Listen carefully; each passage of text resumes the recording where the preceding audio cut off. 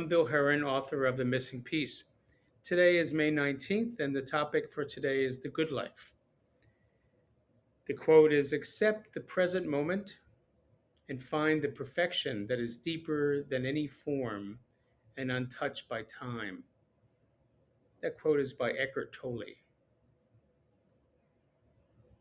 Many would agree that appreciating each moment, expressing a great deal of gratitude, loving and giving much with minimal resentments, could be a formula for living the good life.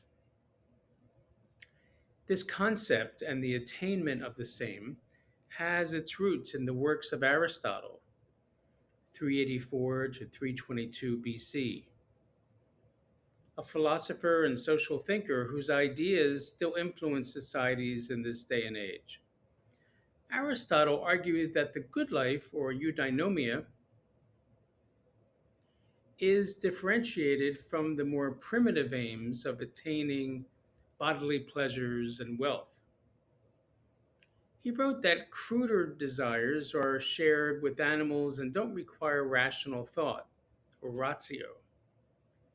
The good life or happiness cannot be defined by the accumulation of things, since wealthy individuals often will seek more and identify with their possessions. So, if the good life isn't our desires and getting what we want with our assets, then what is it? How do you get to living in the moment with gratitude, love, and generosity with little to no resentment?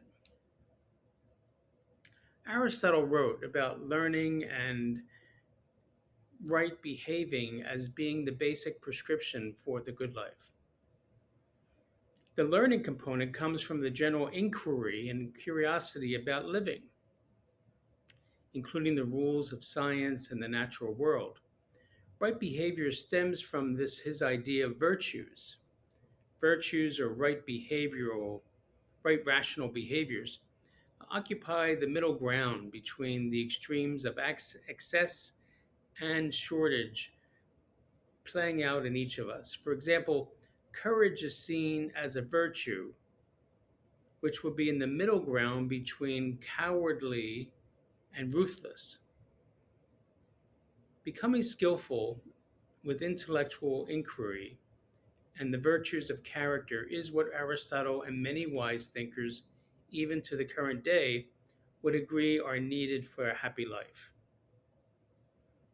While Aristotle did not write much about inner peace, he did speak about managing our desires and putting into practice good behaviors, which help us to live well, and how these desirable habits of behaviors or virtues create a more civil community and society.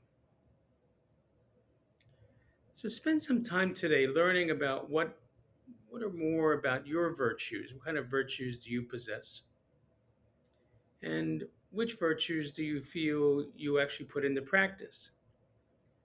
And what are the virtues that you find difficult putting into practice in your life? Thank you for joining me today on this reading of The Missing Piece. I look forward to you joining me in the future with future readings. Thank you.